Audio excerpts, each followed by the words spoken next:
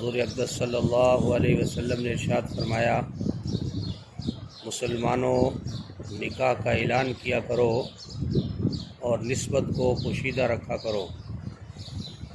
حضور اقدس صلی اللہ علیہ وسلم نے ارشاد فرمایا، مسلمانوں نکاح کا اعلان کیا کرو اور نسبت کو پوشیدہ رکھا کرو۔ حضور اقدس صلی اللہ علیہ وسلم نے ارشاد فرمایا، مسلمانوں نکاح کا اعلان کیا کرو اور نسبت کو پوشیدہ رکھا کرو۔ دوسری حدیث مبارکہ ہے، حضور صلی اللہ علیہ وسلم نے ارشاد فرمایا، مسلمانوں اولاد کے لیے عورتوں کا انتخاب کیا کرو، کیونکہ اولاد اکثر عورتوں کی بہنوں اور بھائیوں کے موافق ہوا کرتی ہے۔ حضور اقدس صلی اللہ علیہ وسلم نے ارشاد فرمایا، مسلمانوں اولاد کے لیے عورتوں کا انتخاب کیا کرو، کیونکہ اولاد اکثر عورتوں کی بہنوں اور بھائیوں کے موافق ہوا کرتی ہے۔ یعنی حضور صلی اللہ علیہ وسلم کے ارشاد مبارکہ میں یہ واضح ہے کہ انسان جب شادی کا ارادہ کرے تو ایسے خاندان میں کرے کہ جن میں اولاد کثرت سے ہوتی ہے۔ اللہ کے نبی صلی اللہ علیہ وسلم نے یہ مسلمانوں کو ترغیب دی ہے، اس لیے فرمایا کہ کل قیامت کے دن جب میں آؤں گا اور میری امت آئے گی تو میری امت سب سے بڑی ہوگی۔ تو فرمایا کہ جب تم شادی کا انتخاب کرو تو ایسے خاندان کی عورتوں سے کرو کہ جن کے ہاں اولاد زیادہ ہوتی ہے۔ حضور صلی اللہ علیہ وسلم نے ارشاد فرمایا، عورتوں کی دینداری کے مقابلے میں ان کی خوبصورتی کو ترجیح نہیں دینی چاہیے۔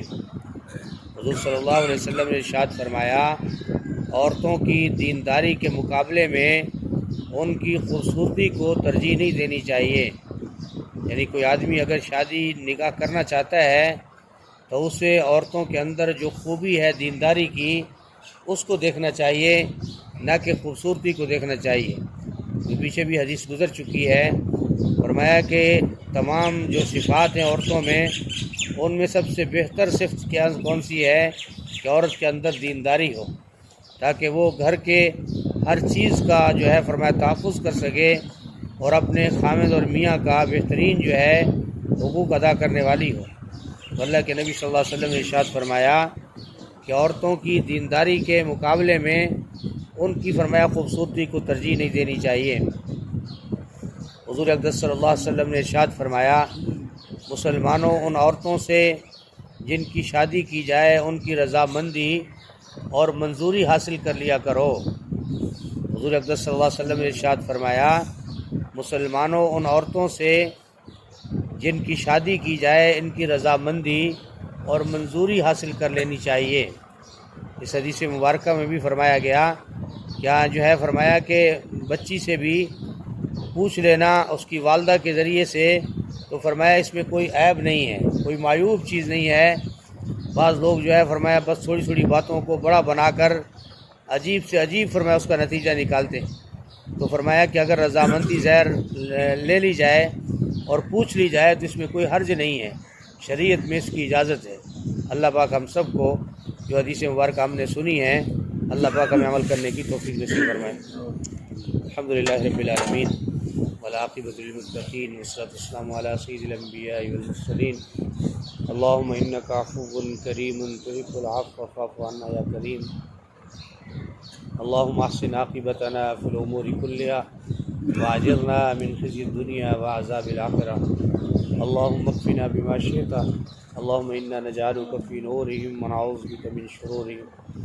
اللهم اغفر للمؤمنين والمؤمنات والمسلمين والمسلمات، ربنا اغفر لنا ولإخواننا الذين سبقونا بالإيمان ولا تجعل في قلوبنا غلا للذين آمنوا ربنا إنك رؤوف رحيم، ربنا إنك رؤوف رحيم، ربنا لا تزغ قلوبنا بعد إذ هديتنا وهب لنا من لدنك رحمة إنك أنت الوهاب۔